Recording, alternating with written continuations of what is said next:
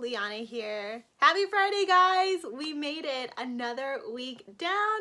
Into the weekend we go. Super excited for it. I really wanted to come on here and just talk about something that I've been reflecting a lot on personally within my own life, because it's kind of been eating at me and making me realize that I'm super guilty of this. And I've noticed that, just in the culture that we're in now, it's just very normal, and I don't know if a lot of people notice that we do it. It was something that was brought up, and it was just kind of like in passing conversation, but it really made me stop and think and wonder who all also does this but doesn't realize it. So I've kind of talked about this, just briefly touching on it, when I talked a little bit and covered a topic, or covered a quote that Bianca Olthoff said, and it was, so much of the time we are focused on what's great in the next that we miss what's good in the now. I kind of talked about this topic in that video, but not much, because I really haven't been reflecting on this specific scenario, this specific situation, and it is being present.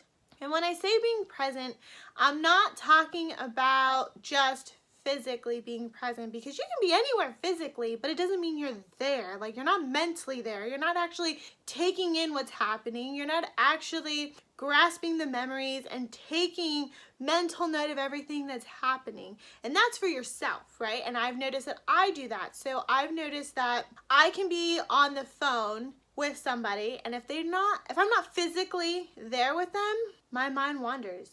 And as it wanders, the first thing I want to do, even if I'm on the phone with them, is put them on speaker and go through social media. Or if I'm not going through social media, I'm going through my emails and seeing like what's going on in my emails, and my phone's like right here, but I'm having a conversation with them and I'm just like, yeah, no, I totally get it. Yep.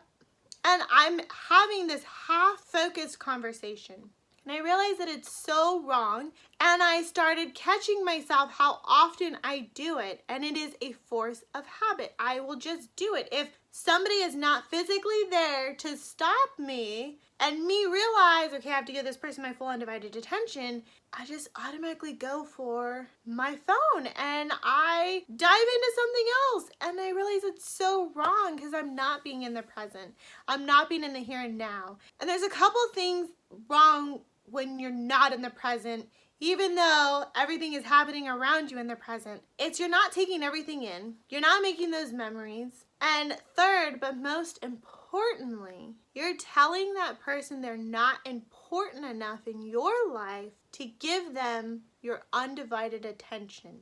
And when I stopped and thought about that and really started reflecting on this, and I started feeling guilty. Like, I really started feeling guilty, because I realized the people that I was doing that to are people that matter a lot in my life. But by me doing those things, I was telling them otherwise, whether they could see it or not.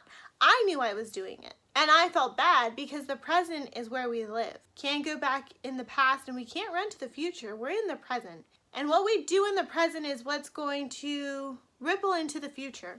And if we don't make those healthy habits now, then we're just going to continue taking on these negative habits into the future. And there's a quote by Eleanor Roosevelt that I found, and it really rang true to me and helped me center and ground myself when I'm doing this. And it's focus on the people's voices, think about what is being said, really listen, reiterate what they're saying to make my mind have to stay right where it is. Taking notes, I know that sounds crazy, but really grounding myself. What's their tone of voice? Where are their inflections in their voice? What are their emotions behind their voice? So that I'm being able to stay present in what is happening. And what helped me was when I saw the quote by Eleanor Roosevelt, and it says, "Yesterday is history, future is mystery, and today is a gift. That's why it's called the present."